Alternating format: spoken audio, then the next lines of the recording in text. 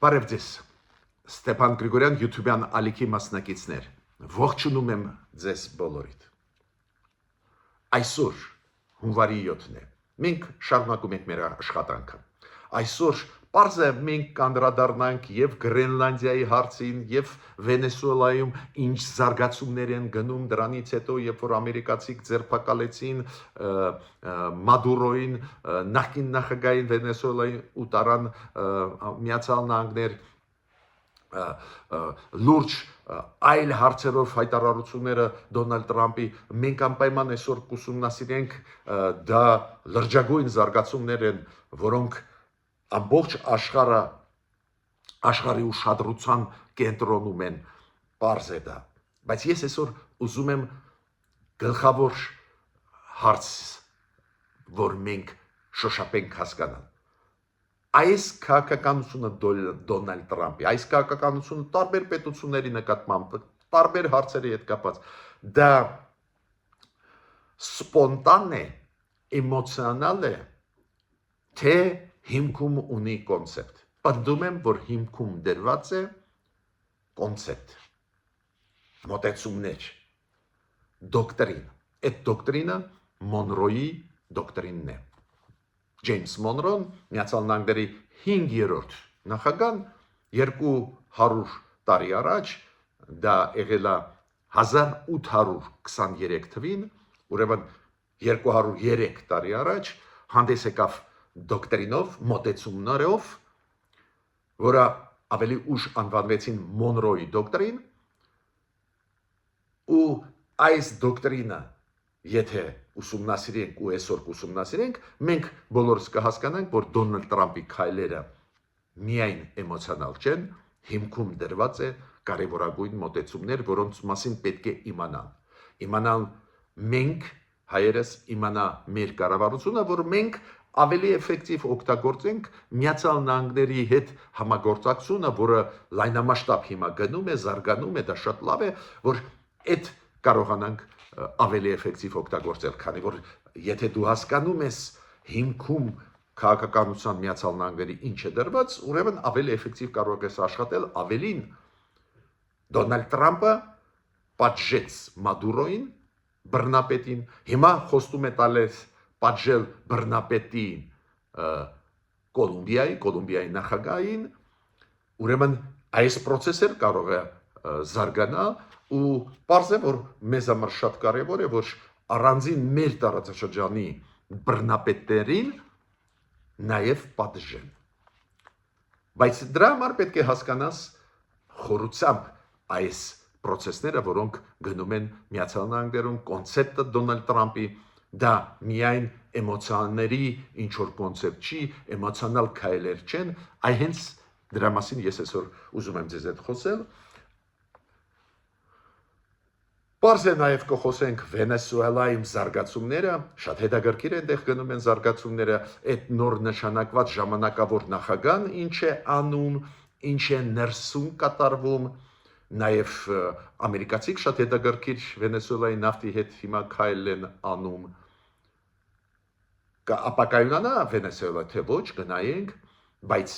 Միացյալ Նահանգները հիմա շատ արագ զարգացնում են թեման կապված Գրենլանդիայի հետ։ Գրենլանդիան դա մի մասն է Դանիայի դեմոկրատական երկրի, ստեղ կարծես թե Մադուրո չկա, բայց ինչի հետ է կապված, որ Միացյալ Նահանգները այդպես կոշտ հետևողական հիմա պահանջում են, որ Գրենլանդիան փոխանցվի Միացյալ Նահանգներին, այդ դրա մասին մենք կխոսենք։ Նաև ես պետք է ասեմ, որ մեր Հայաստանի նախկին արտգործնախարարներից մեկը արեց հայտարարություն, ճիշտ ասած շատ զարմացած է այդ հայտարարությանը, կապված այն միջոցառմանը, որը այս տարի 2026 թվականի մայիսի 4-ին պետք է անցկացվի Հայաստանում, շատ մեծ պատիվ բերող մեր ժողովրդին, մեր պետությանը, եվրոպական քաղաքական համայնքի նիստը։ Մոտավորապես 40 երկրների ղեկավարներ պետք է գան Հայաստան, եւ եվրոպական, եւ Եվրոպայի գործընկեր պետություններից, լրջագույն միջոցառում, ու այդ նախկին արտգործնախարարը առաջարկում է ընդդիմությանը, տարբեր ուժերին Հայաստանի, տարբեր դեմքերին համատեղ հայտարարությամբ հանդես գալ, որ հետաձգվի այդ միջոցառումը։ Ինչ է դա նշանակում։ Հայաստանի համար կյանքի պես է այսօր պետք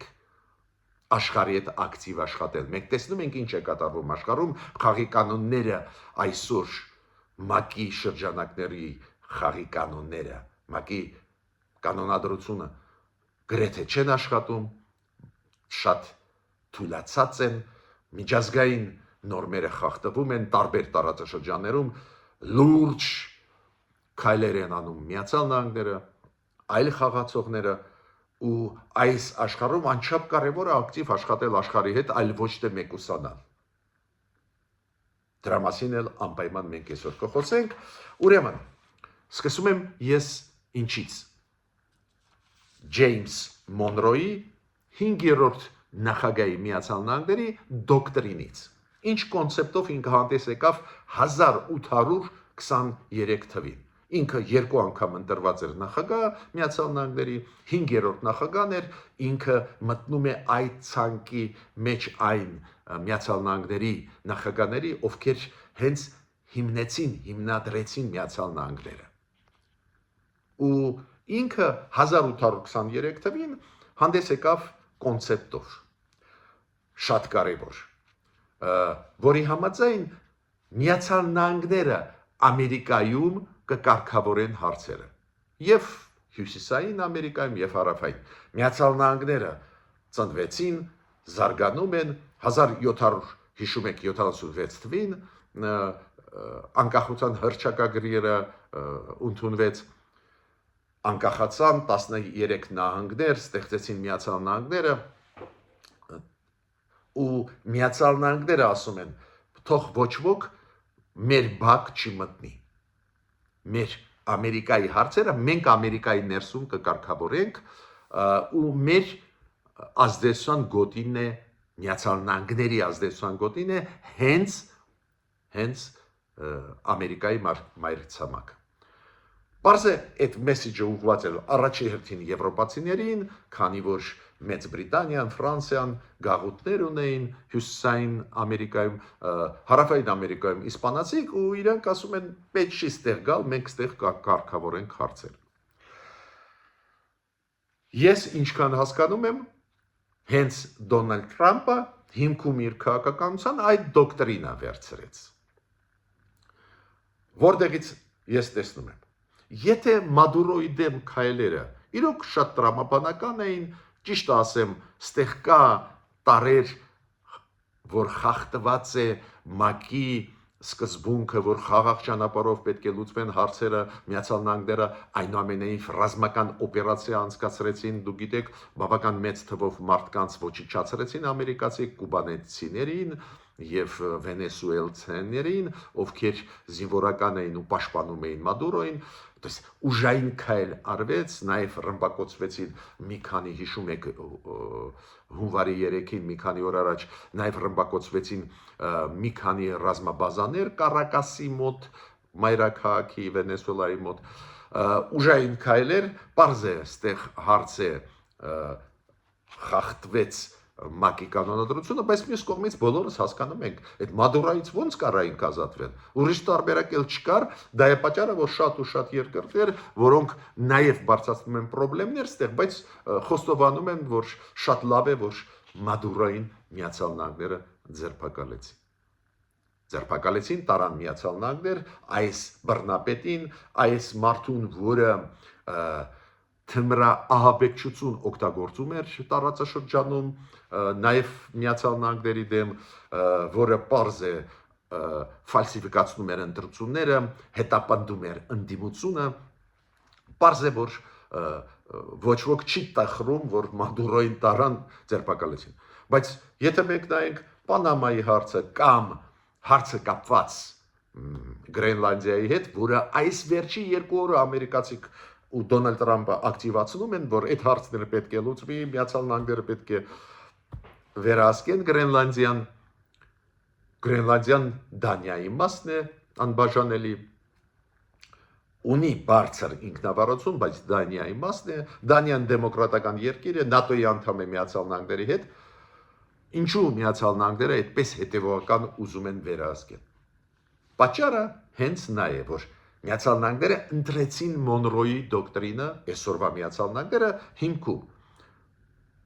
Մոնրոյի դոկտրինը ինչի մասին է, որ Ամերիկայում Միացյալ Նահանգները խաղի կանոնները պետք է թելադրեն ու եթե վտանգներ կան, պետք է այդ վտանգները չզոկացնեն։ Գրենլանդիան, եթե նայում եք քարտեզները, Գրենլանդիան դա հյուսիսային Ամերիկայի անբաժանելի մասն է ֆիզիկապես։ Դա մասն է հյուսիսային Ամերիկայի։ Ու Դոնալդ Տրամպը ասում է, սա էլ մասն է Միացյալ Նահանգների, Գրենլանդիան ունի շատ կարևոր ստրատեգիկ տեղ, դիրք, ուրեմն Գրենլանդիան բացի ռեսուրսներից Գրենլանդիայում մեծ ռեսուրսներ կան, միներալներ կան շատ, ջրային պաշարներ, բացի դրանից ստրատեգիկ շատ կարևոր դեր է խաղում Արկտիկայում եւ այլ, դա է պատճառը, որ Գրենլանդիան էլ մենք պետք է վերցնենք մեր ազդեցության տակ։ Ուրեմն այս տարբեր օրինակները Վենեսուելան, Գրենլանդիան, Պանաման, տարբեր հարցեր, տարբեր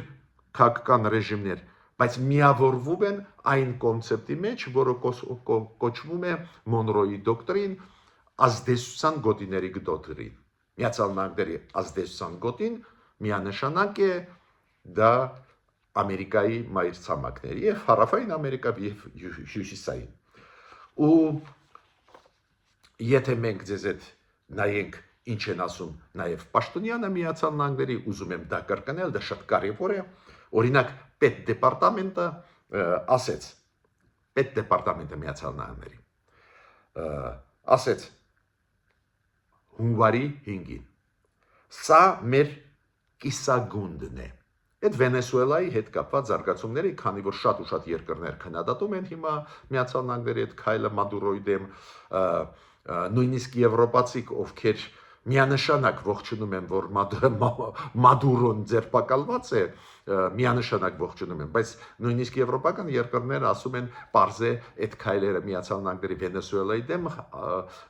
բարձրացնում են ՄԱԿ-ի կանոնադրության խախտման խնդիրներ։ Ու պետդեպարտամենտը Միացյալ Նահանգների պատասխանեց, սա մեր կիսագունդն է։ Եվ Դոնալդ Տրամպը նախագահան թույլ չի տա, որ մեր անվտանգությանը վտանգներ կան այս Ամերիկայի տարբեր տեղերից։ Երկրորդը շատ կարևոր հայտարարություն արեց Միացյալ Նահանգների նախագահի ադմինիստրացիայի աշխատակազմի ղեկավարի տեղակալը Ստիվեն Միլլերը։ Ստիվեն Միլլերին եւ Մարկո Ռուբիոին դրեցին որպես պատասխանատուներ Վենեսուելայի հարցով։ Դուք տեսաք հունվարի 3-ին ամերիկացիների գործողությունները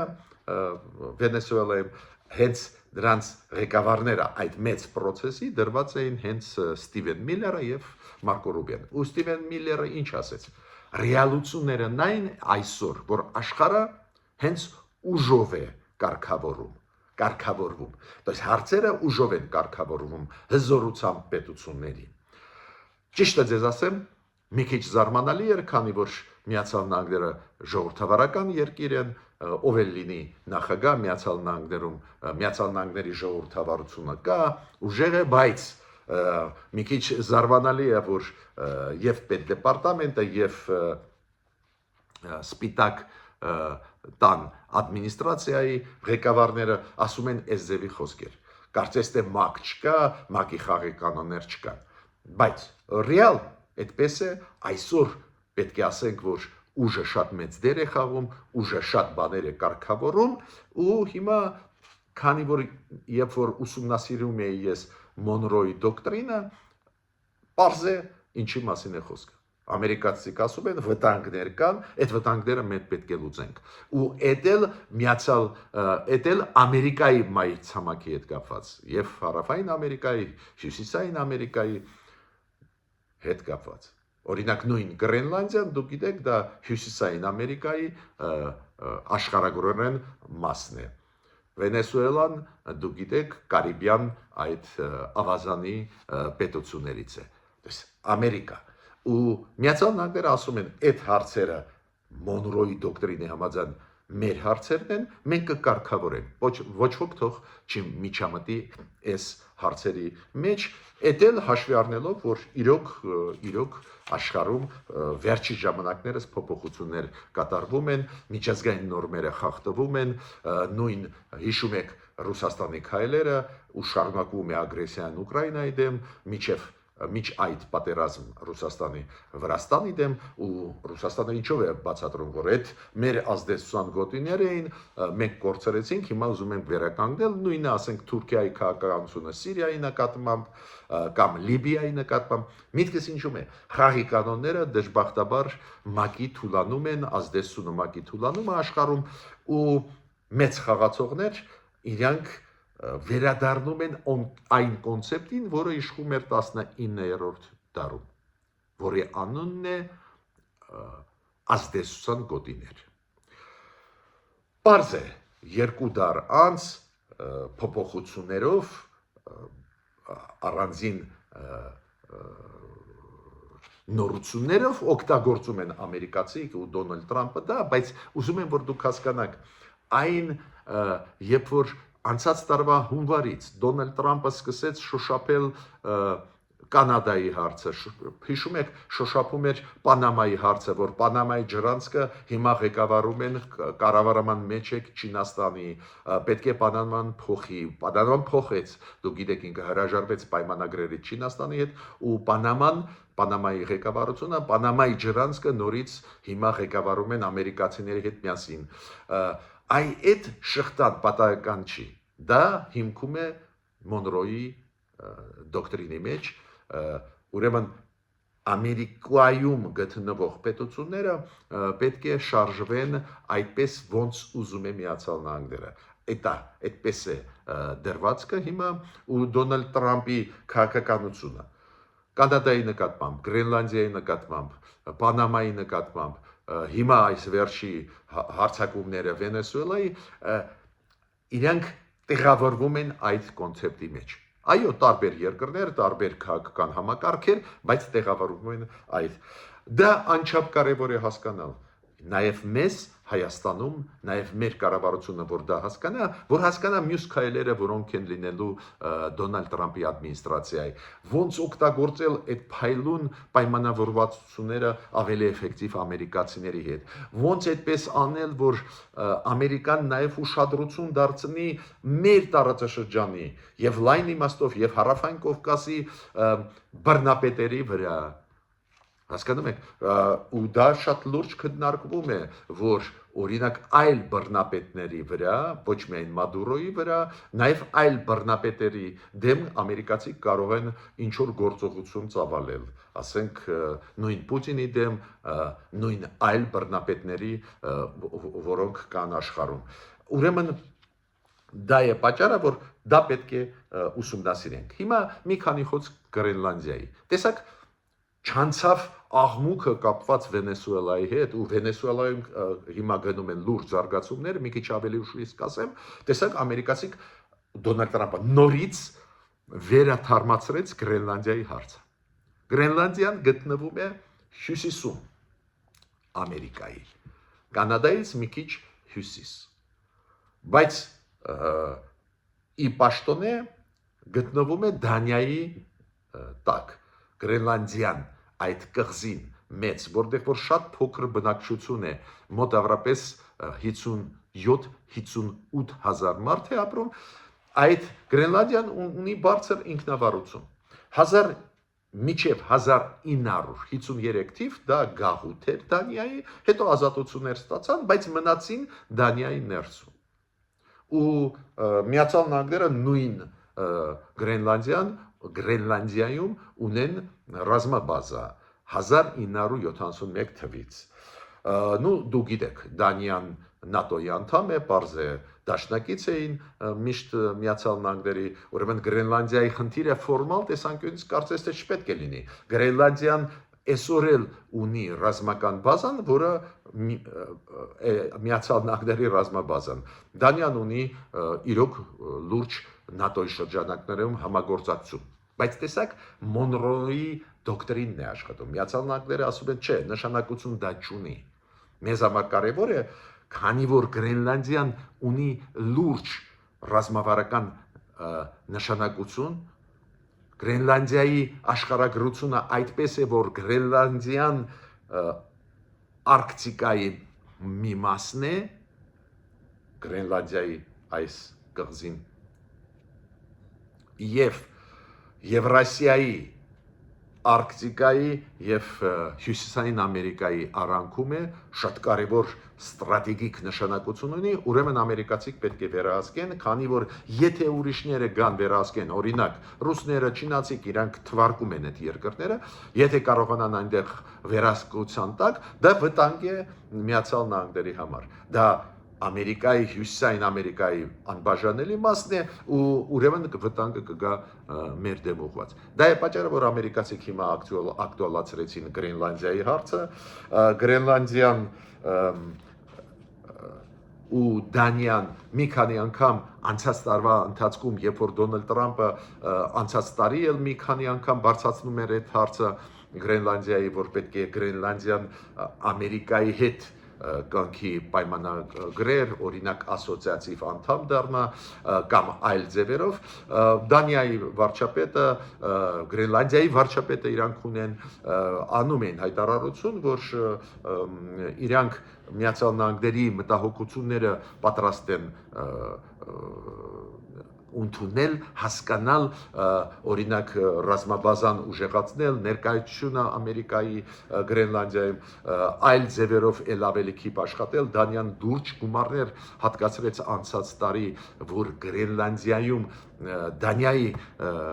ուժային ներկայությունը ուժեղանա, ստեղ նաև ՆԱՏՕ-ի անդամ պետությունները աջակցեցին, բայց ամերիկացիք ասում են ոչ, եթե օրինակ Ռուսաստանը ուզենա գրավել, հեշտ կգրավի Գրենլանդիան, այդտեղ փոքր բնակչություն է, եւ կվերահսկի, այդ կլինի լուրջ վտանգ, քանի որ Գրենլանդիայում եւ ջրային մեծ լուրջ պաշարներ, եւ պարզվում է հազվադյուտ մետաղների մեծ պաշարներ են եւ ամենակարևորը աշխարհագրական դիրքը շատ լուրջ է ու ամերիկացիք պատրաստ են նույնիսկ կտրուկ քայլերի գնալ պարզ է որ հիմա Դանիան շատ մտահոգված է Դանիայի պարլամենտը երեք պետք է հավաքվեր դեր արդյունքները մենք չգիտենք քննարկել այդ հարցերը Դանիայի վարչապետ ելույթ ունեցավ ու ասաց որ եթե Միացյալ Նահանգները ուժային ձևով փորձեն լուծեն Գրենլանդիայի հարցը դա ավտոմատ նշանակում է որ ՆԱՏՕ կսկսի քանդվել ու պարզ է եթե ուժ կիրառի Միացյալ Նահանգները Գրենլանդիան վերահսկելու համար փաստորեն Դանիայի դեմ ՆԱՏՕ-ի անդամ դեմ ուժ է կիրառում դա պարզ է հարցականի տակ է դնելու այդ հյուսիսատլանտյան այդ դաշինքը բայց ինչքան ես հասկացա Դոնալդ Տրամպը լի է վճռականության այդ հարցը լուծել հենց Մոնրոյի դոկտրինի շրջանակներում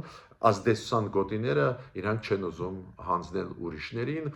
նշանակություն չունի դա Դանիան է դեմոկրատական երկիրը թե բռնապետ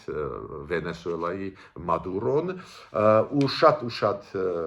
վտանգներ ստեղ կան ամերիկացիք հիմա առաջարկում են ինչքան ես գիտեմ տարբերակ ասոցիատիվ պայմանագիր կնքեն Միացյալ Նահանգների եւ Գրենլանդիայի միջև։ Հիմա ճնշումը այդքան ուժ է,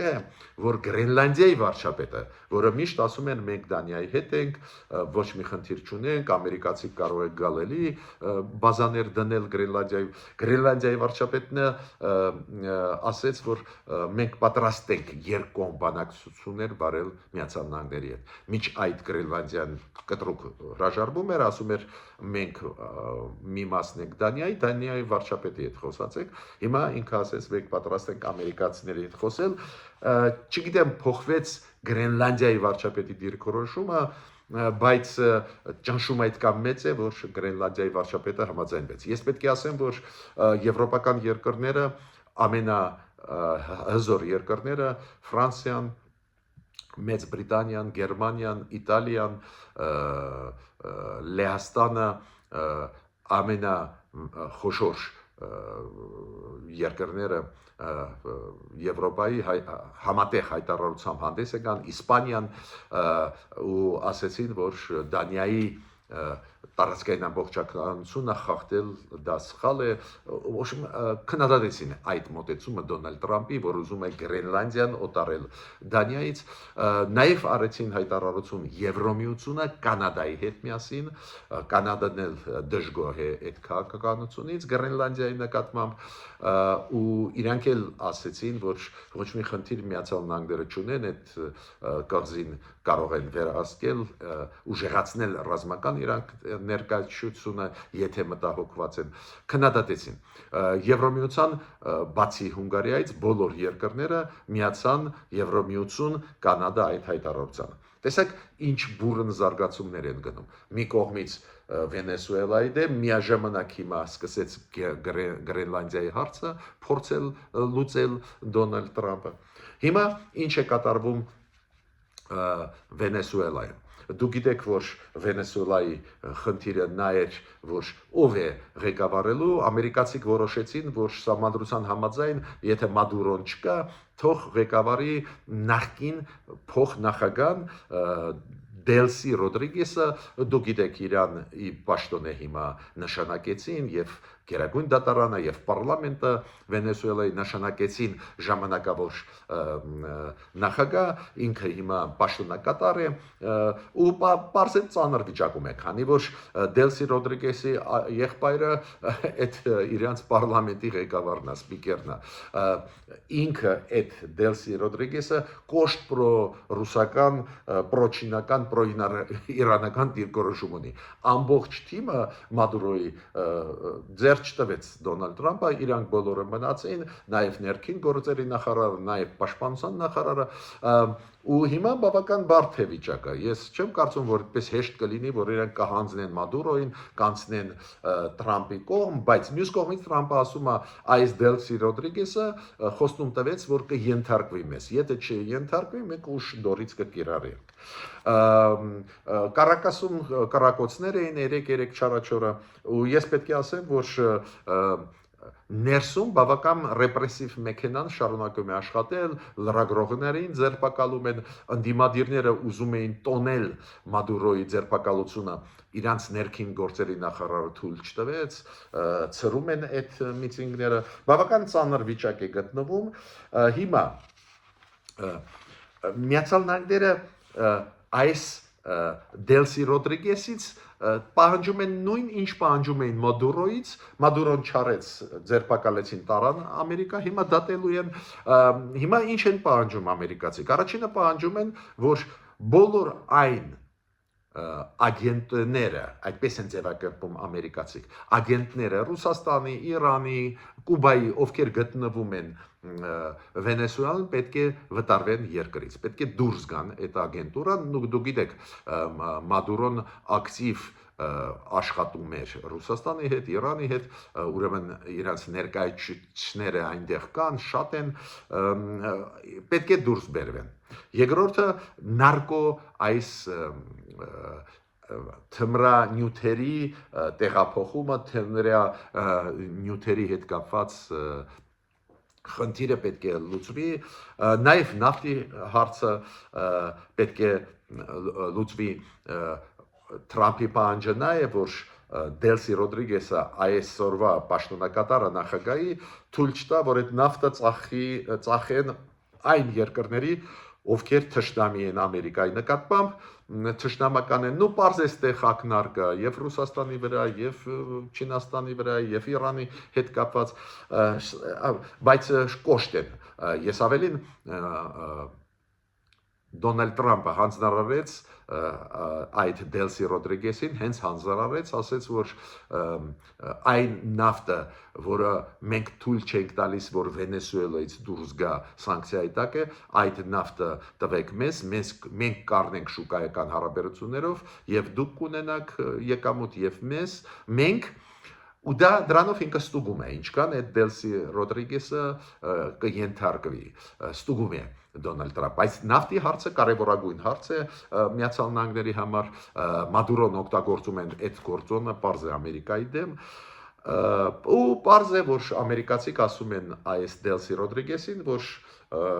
նոր ընտրություններ երբ որ լինեն, մենք կաջակցենք, որ այդ ընտրությունները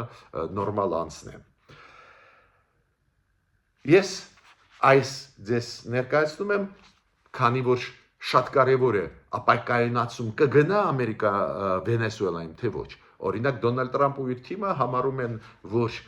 թողնելով Մադուրոյի թիմը իշխանության գլխում եւ պաշտոնակատարը նախագահի եւ ներքին գործերի նախարարը եւ պաշտպանության նախարարը բոլորը իրանք Մադուրոյի թիմից են, բայց իրանք ասում են իրանք թողնելով մենք ապահովում ենք կայունություն, մեզ պետք չի որ ապակայունացվի, ուղղակի իրանք մեզ են ենթարկվելու։ Չգիտեմ այդ քաղաքականությունը կանցնի թե ոչ, շատ կասկածում են, որ Մադուրոյի հետ աշխատող մարդիկ, ովքեր հանցագործություններ կատարել 12 տարվա ընթացքում Մադուրոյի հետ միասին, որ այդպես հեշտ հրաժարվեն։ Դելսի Ռոդրիգեսը իմիջիալոց հայտարարեց, որ մոտ 7 օրերը կնելեն սքի օրեր, այս մոտ 7 օրը, քանի որ 55 զինվորականներ, զինծառայողներ զոհվեցին այդ Ամերիկայի քայլերից հետո, երբ որ ձերբակալում էին Մադուրոն, այնտեղ մի մասը կուբինացիներ են, մեծ մասը մի մասը Վենեսուելայի զինվորականներ են, զինծառայողներ են, նայենք ուրա զարգանալու վիճակը, ես իմիջիալ ձեզ ասեմ, բացի Գրենլանդիայից եւ Վենեսուելայի, որ հիմա շատ է ակտիվացնում Դոնալդ Տրամփը, նաեւ ես չեմ բացառում, որ հարվածներ կհասցվեն նաեւ Կոլումբիային, քանի որ Կոլումբիայի նախագահն ինքն էլ այդպես մի դեմք չի, այնտեղ էլ թմրանյութերի խնդիր կա, այնտեղ էլ բռնապետություն է, ու այդ Կոլումբիայի նախագահն բավական խիստ քննադատեց Թրամփին, Թրամփը ասեց մենք քո հարցերով էլ կզբաղվենք, բայց ես պետք է ասեմ, որ Բրազիլիան, Չիլի, Կոլումբիան, Մեքսիկան, Ուրուգվայը եւ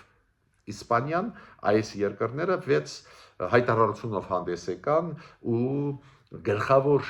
ինչի համար իրանք քննադատում էին Տրամփին Միացյալ Նահանգներին, որ ստեղծվեց նախադեպ, որ կարելի է այս ձևի լուծել հարցը պետությունների միջև, երբ որ մի պետություն ձերբակալում է մյուս պետության նախագահին, տանում է ու իր երկրում իրան դատում է։ Ну, պարզ է, Նետանյախուն, վարչապետը Իսրայելի, ողջունեց այդ քայլերը Դոնալդ Տրամփին, զգալի մասը աշխարհի քննադատեց, բայց ինքը հենց ողջունեց, ну, ինչ որ չափով դա հասկանալի է, Միացյալ Նահանգները աջակցում են Իսրայելին, Իսրայելը դիմանում է ու պայքարում է ոչ միայն Համասի, Հեզբոլայի դեմ, նաև Իրանի դեմ պայքարում է, առանց պարզ է Միացյալ Նահանգների լայնամասշտաբ աջակցության ոչ մի բան չի ստացվի, ուրեմն Նետանյախուի ողջունի խոսքերը Վենեսուելայի օպերացիայի հետ կապված Դոնալդ Տրամփի կողմից հասկանալի է, բայց Միացյալ Նահանգները դեմոկրատական երկիր են, ինչքան էլ Տրամփը անսպասելի քայլեր չանի, ու այնտեղ ներսում շատ մեծ դժգոհություն է Դոնալդ Տրամփի այս վերջի քայլերի հետ կապված եւ Գրենլանդիայի դեմ եւ առաջերտին հենց Մադուրոյի դեմ եւ Վենեսուելայի, քանի որ իրանք ունեն մտավախություններ, որ այդ կբերեն անցանկալի զարգացումների, նու եւ Քամալա Հարիսը ելույթ ունեցավ, քննադատեց եւ Նյու Յորքի քաղաքապետը, հիշում եք նոր ընտրված ինքն էլ դեմոկրատ է, շատ խիստ քննադատեց Դոնալդ Տրամփի, այլ սենատորներ եւ կոնգրեսական ներքին պալատի, ներկայացուցիչների պալատի պատգամավորներ, կա քննադատություն նաեւ ներսում Միացյալ Նահանգների այս քայլերի Դոնալդ Տրամփի։ Դոնալդ Տրամփը դա հասկանում է, քանի որ երեք ինքը հանդիպում ունեցավ շատ կարևոր հենց պարլամենտում, կոնգրեսում ներքին պալատ, ներկայացուցիչների պալատի իր հանրապետականների հետ, ու այնտեղ ինքը ասեց, որ այն ընտրությունները, որոնք կանցնեն